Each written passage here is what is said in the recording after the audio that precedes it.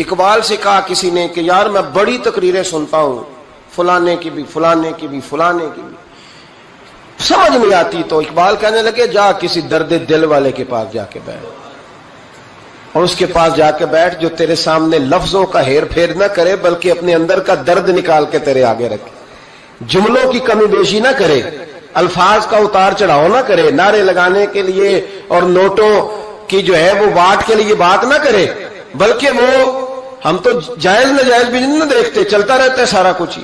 جا. اور پھر اقبال نے ایک فقرہ کہا جو بڑا خوبصورت ہے. اقبال کہنے لگے بات جو دل سے نکلتی ہے اثر رکھتی، بات جو دل سے نکلتی ہے اثر. اور اگلا فقرہ اس سے بھی کمال کہا، کہنے لگے پر نہیں طاقت پرواز مگر رکھتی ہے.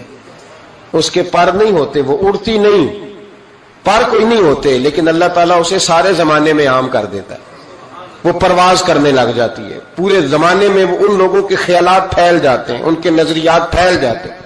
تو یاد رکھیں بچوں کو ہم لیکچر دیتے ہیں 1.5 گھنٹے کا، 2 گھنٹے کا، اس لیکچر کی بچوں کو ضرورت نہیں ہوتی. بچوں کو بات کرنی چاہیے 1-2، اور اس بات میں وزن ہونا چاہیے.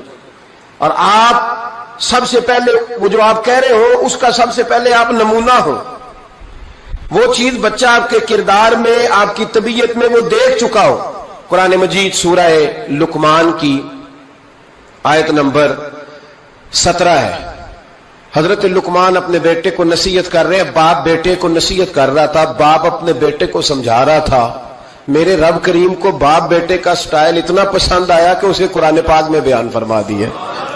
کبھی باپ بیٹے کی گفتگو بھی کسی نے نقل کی ہے، باپ بیٹے کی گفتگو بھی کبھی کسی نے کتاب میں نوٹ کی ہے، لیکن مالک کو اتنا پسند آیا یارو، باتیں باپ بیٹے کی تھیں، اللہ نے قرآن پاک میں نازل فرما دی. یار اتنا خوبصورت تھا باپ بیٹے کا انداز تکلم دیکھیے. باپ بیٹے سے کہتا یا بنیا، اے میرے بیٹے، اے میرے اللہ، نہیں کیا او ادھر آئے نا، یا بنیا، اے میرے، دیکھیں لفظوں کا حسن، اے میرے بیٹے. اپنے حق میں قائل نہیں کیا کہ میں بوڑھا ہو گیا ہوں، بڑی محنت کی، اب تو پیسے کمایا کر، مجھے دیا کر، تجھے نہیں پتا ماں باپ کی. ہم سارا دیہڑی یہی ڈیوٹی کرتے ہیں، سارا دن یہی کام ہے کہ میری قدر کر، باقی سب ٹھیک ہے.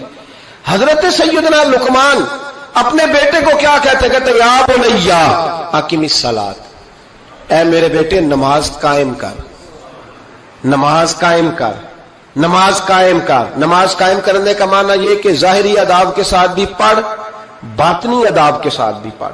اور پھر حضرت لقمان بیٹے کو بٹھا کے آگوش محبت میں پیغام دیتے ہیں، کہتے ہیں نماز قائم کر. اور پھر یہ نہیں کہا کہ تو اپنی قبر صحیح کر، تجھے کیا لگے دوست تیرے پڑھتے ہیں کہ نہیں پڑھتے، یہ نہیں فرمایا. فرمایا اقیم الصلاۃ، نماز پڑھ، وامر بالمعروف وانہا عن المنکر. پھر تو لوگوں کو بھلائی کا حکم دے اور برائی سے منع کر. یہ باپ اپنے بیٹے کو نصیحت کر رہا ہے. اور پھر پتہ ہے جب کوئی بھلائی کا حکم دے برائی سے منع کرے تو اسے تکلیف بھی آتی ہے.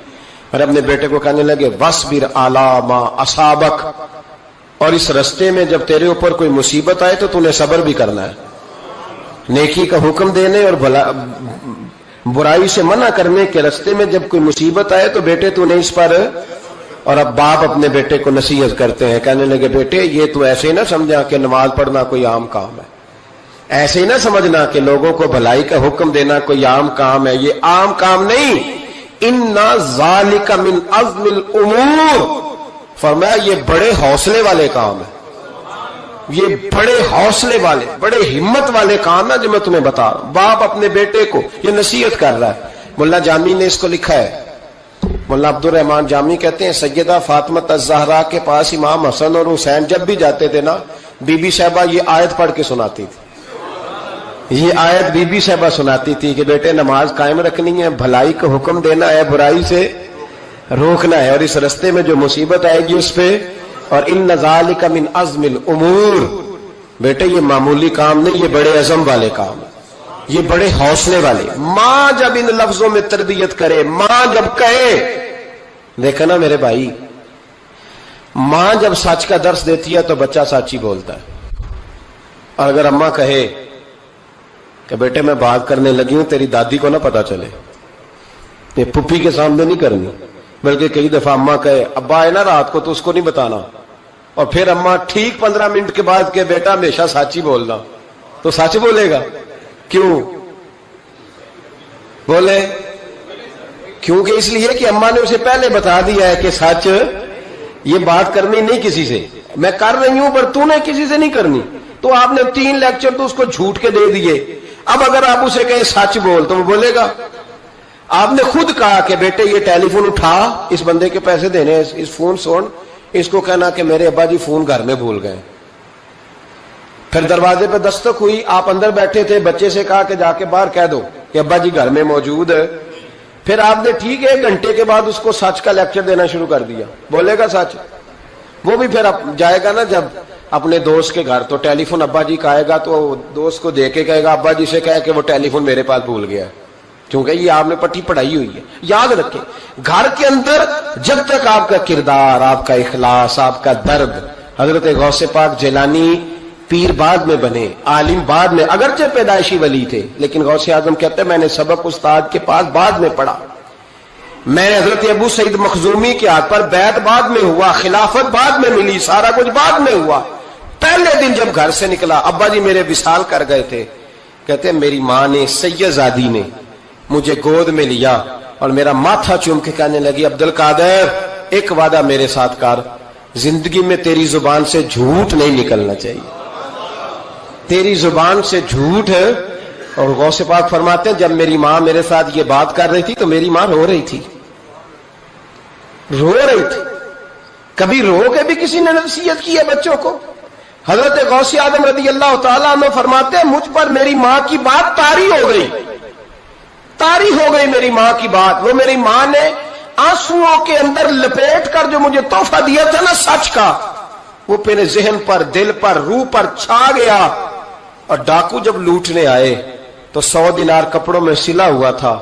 اور کبھی کسی نے ڈاکوؤں کو بھی بتایا کہ پیسے ہیں تو لے لو؟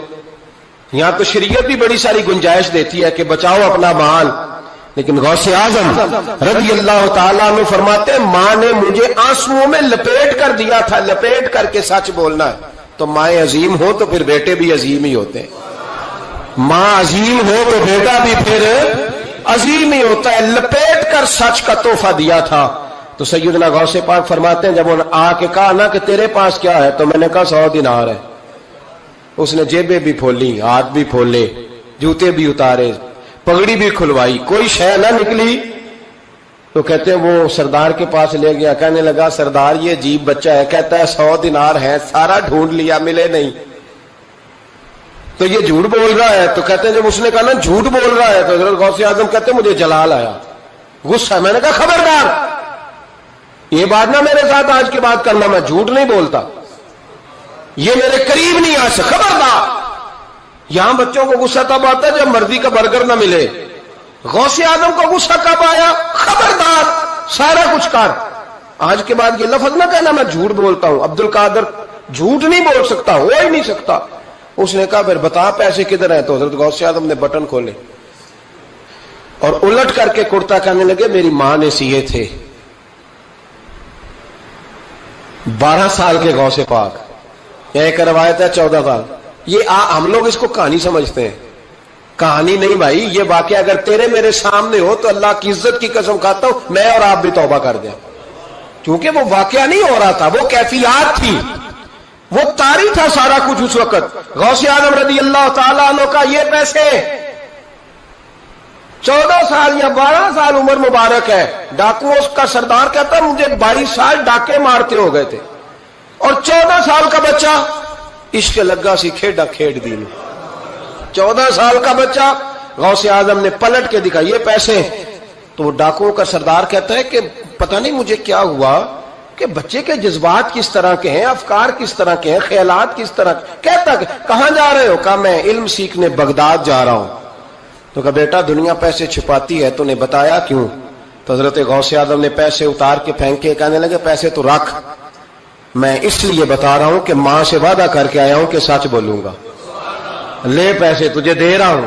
ڈاکو کا سردار کہتا ہے بچے کی اتنی عمر نہیں جتنے مجھے پاپ کرتے سال گزر گئے، پر اس بچے کا ماں سے کیا ہوا وعدہ مجھے بدل گیا. میں دوڑ کے پیچھے گیا، میں نے کہا عبد القادر مجھے بھی یار بغداد ہی لے چل. کہا وہاں کیا کرنا ہے؟ کہا جس استاد کے پاس تو آگے بیٹھ کے پڑھے گا میں اس کے پیچھے بیٹھ جایا کروں گا، چلو بڑھاپے میں میں بھی کو رٹا لگا کے قرآن و سنت سیکھ جاؤں گا۔ تو کہتے ہیں تجھے کیا ہوا؟ کہنے لگے عبد القادر تو ماں سے کیا ہوا وعدہ نہیں توڑتا، میں رب سے کیے ہوئے وعدے توڑ رہا ہوں، توبہ میری۔ ڈاکوؤں سے کہنے لگے جاؤ کوئی سردار اور بنا لو، مجھے تو ماں بیٹے کا رشتہ جیت گیا ہے، یہ ماں بیٹے کا رشتہ مجھے جیت کے لے گیا، میں جیت گیا ماں بیٹے کے رشتے میں، یہ مجھے فتح کر گئے، تم کوئی اور سردار بنا لو۔ تو 22-23 ڈاکو تھے، پیچھے آ کے بیٹھ کہنے لگے سردار اگر گناہ اکٹھے کیے ہیں تو نیکیوں میں اکیلا تو نہ چھوڑ۔ او بھائی ماں بیٹے کا رشتہ اور ماں بیٹے کی تربیت، تو 14 سال کا بچہ توبہ کرا جاتا ہے، پر مصیبت یہ ہے کہ ہم وہ مائیں تیار کرنے میں کامیاب نہیں ہو سکے، لیکن ہم نے سدا ناکام نہیں رہنا، مائیں تیار کرنی ہے۔ مائیں تیار یہ والا مطالبہ نا بیوی سے کرتے ہیں کہ میری بیوی فٹافٹ صحیح ہو جائے، بیٹی سے کریں یہ مطالبہ، بہن پر کریں یہ محنت، یہ والی میرے حضرت خنسا رضی اللہ تعالی عنہا، جناب خنسا حضور کی ایک صحابیہ ہیں، انہوں نے بعد میں کلمہ پڑھا۔ دور جاہلیت میں ان کا ایک بھائی قتل ہو گیا تھا، انہوں نے اپنے بھائی کے جانے پر قتل ہونے پر ایک مرثیہ کہا تھا۔ وہ مرثیہ اتنا مشہور تھا کہ جہاں بھی پڑھا جاتا لوگ اپنا کوئی جانے والا یاد کر کے رونے لگ جائے۔ ہمارے ہاں تو اب نعت خانوں نے رواج بنایا نا، جس کے گھر میں کوئی فوتگی ہوتی ہے اسے اور زیادہ رلاتے ہیں۔ میاں صاحب تو شعر لکھ گئے تھے، کوئی یہ تو نہیں انہوں نے کہا تھا کہ سارے کلاتے ہی پڑے اجے، انہوں نے تو شعر لکھا تھا نا، باپ مرے تے سر ننگا ہوندا تے پائی مرن تے کنڈ خالی تے ماما بعد محمد بخشا کون کرے رکھوالی۔